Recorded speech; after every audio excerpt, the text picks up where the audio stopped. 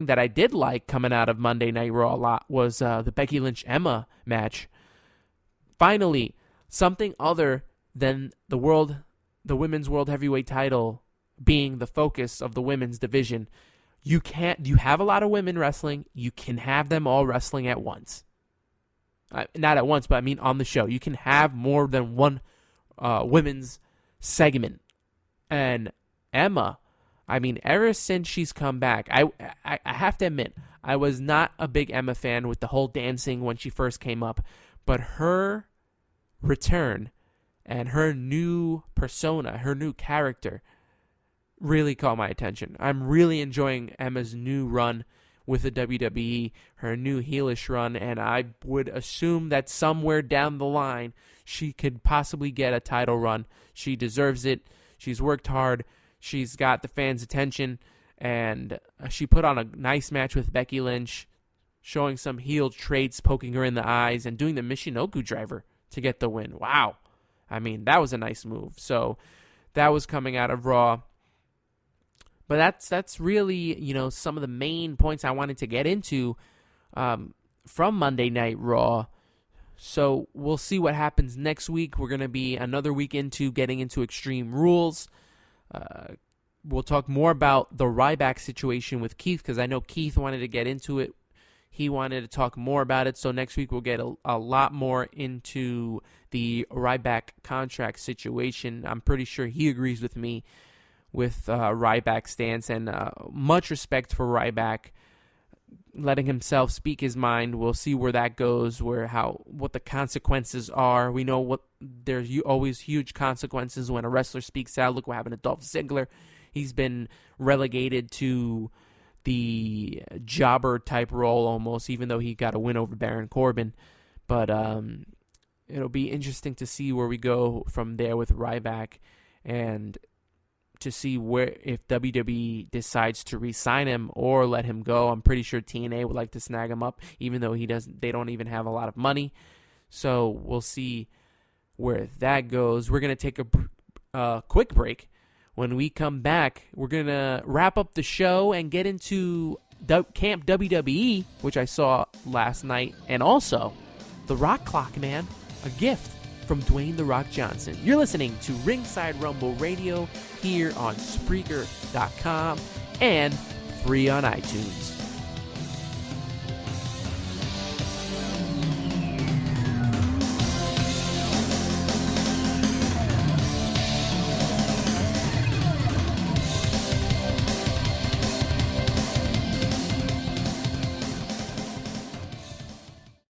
Most people have something they hold dear to their hearts: family, home, health, and they protect their valuables. Social Security is no different. We value the people we serve and believe the integrity of our programs is important.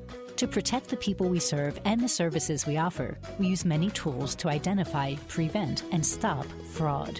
We identify fraud by using tools that predict the chance of fraud happening. These tools help us closely monitor cases and identify fraud sooner rather than later. We also have stiff penalties that discourage people from committing fraud. Social Security has zero tolerance for fraud, and so should you. If you suspect someone is committing Social Security fraud, report it online at http://oig.ssa.gov/report. Or call the Social Security Fraud Hotline at 1-800-269-0271.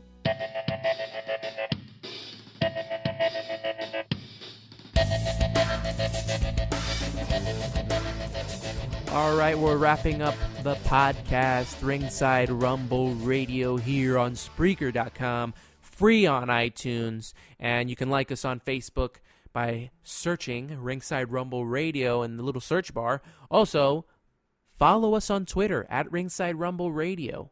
Got a lot of good stuff to talk about. If you want to talk back with us, we're always there. As some of our fans know, we always respond to our fans. Have any questions, have any ideas, want to give us storylines like our good friend Eric Poyens did with trying to keep Roman Reigns' face.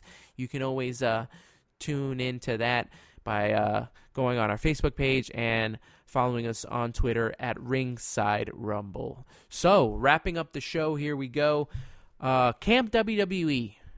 Very interesting. I won't say it was great. Some of it was a little confusing to me, but is definitely not for children. That cartoon is definitely not for children. More of the, I guess, South Park style. There was actually a lot of cursing from Vince McMahon. Ric Flair humping tires, rocks, bears. I think the best part for me had to be Sergeant Slaughter. That may have been the best part of the cartoon for me. Everyone would probably say maybe the Ric Flair character, but Sergeant Slaughter's character just quietly coming in, coming out, I thought it was great. And him ending the show, I won't spoil it for you if you haven't seen it, but hop on the WWE Network, check it out, and actually tell me what you thought. Tell me what you thought of Camp WWE. Did you enjoy it? Did you think it was too over the top? You probably wouldn't let your children watch it, but if you would, let me know about it and why. So that was interesting. Also, Dwayne "The Rock" Johnson's birthday was last week, and he gave everyone a gift, the Rock Clock. I downloaded it, and very, very, very interesting. Rock Clock is trying to be a motivational app to, help you get along with your day. It's to help keep you motivated all day. The Rock Clock, it says, designed to get you out of your bed faster than you can say WrestleMania. And there's 25 custom alarm tones with as an option of being on his actual schedule. And if you think about it, The Rock wakes up at 4 in the morning. So that's one setting I will definitely not be putting on because I am not waking up at 4 in the morning. But he has a lot of cool, fun things on the app. He sings on the app. And it's just, there's ways that you can motivate yourself and put some personal goals together. So if you want The Rock to serenade you or sing to you, definitely want to download that Rock app. I know I downloaded it. I need to start putting the settings together to get it working the way I would like it to work, because I am, like I said, definitely not waking up at 4 a.m. in the morning to be up with The Rock at his time. But I'll set it to my settings and my wake-up settings to be ready. So if you downloaded the Rock Clock, I want you to tell me about it. Go on our Facebook, like I mentioned before. Search for us, Ringside Rumble Radio. Like us on Facebook and follow us on Twitter at Ringside Rumble. And tell us what you think of the Rock Clock. Do you like it? Have you downloaded it? Is it something that you're interested in? Do you think it can motivate you to do things that, maybe you felt lazy about, or goals that you feel like you can't get done? Maybe The Rock can be the one to put you through and push you the limit. So get into that. Well, we're going to close the show today, and very interesting for me to do a show alone, my first time doing it. So if you could tell of the nervous jitters going on doing this, I apologize. Next time will be definitely a much easier process.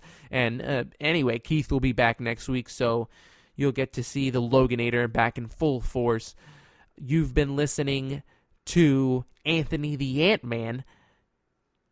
And please follow us. I'm going to say it one more time. Can't plug it enough. Follow us on Twitter at Ringside Rumble, and like us on Facebook by searching Ringside Rumble Radio on the Facebook search engine. So, for Anthony the Antman and Keith Logan the Loganator, who will be back next week, you've been listening to Ringside Rumble Radio.